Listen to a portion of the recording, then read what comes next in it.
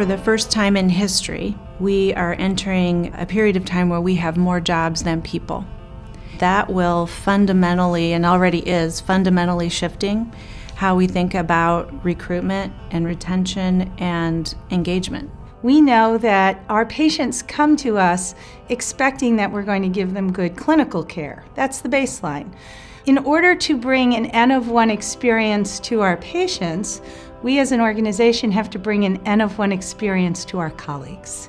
We believe as a leadership team and as a healthcare community that if our teammates are engaged at the highest level, they then provide our patients with the highest level of care, assistance, and facilitation.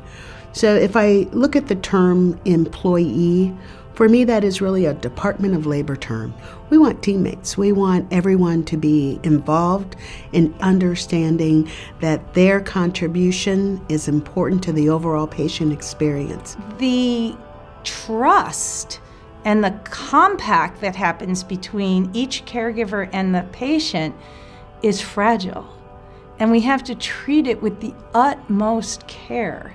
And the way our colleagues will be able to treat that with the utmost care is when the organization, in their compact with the colleague, treats that with the utmost care.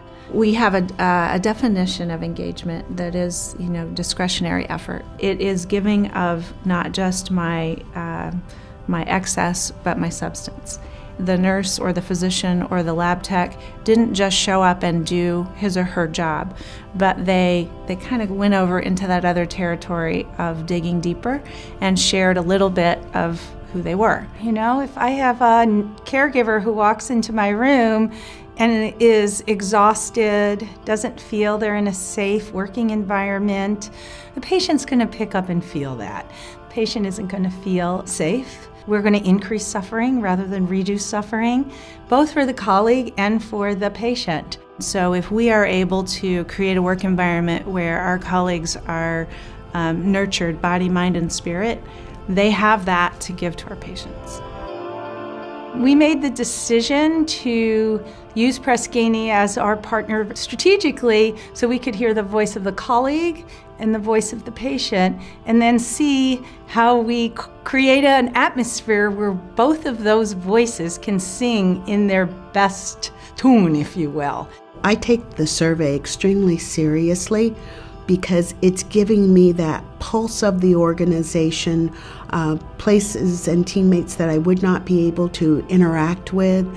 They have a voice in the survey. When you are 120,000 strong in 22 states, it is the best and the only way we have to hear the voice of that many people from that many locations. What I like is taking the questions and looking at them from a scientific perspective of turning anecdotes into really objective data for decision making. And so the survey is a very important tool in my human resource strategic planning. Every person is sacred, and every person deserves to be treated with dignity. This work is helping us say we don't have to make a choice. We don't have to choose who comes first in the equation. When we recognize and uplift and engage our teammates, we are confident that that translates into an extraordinary experience for our patients.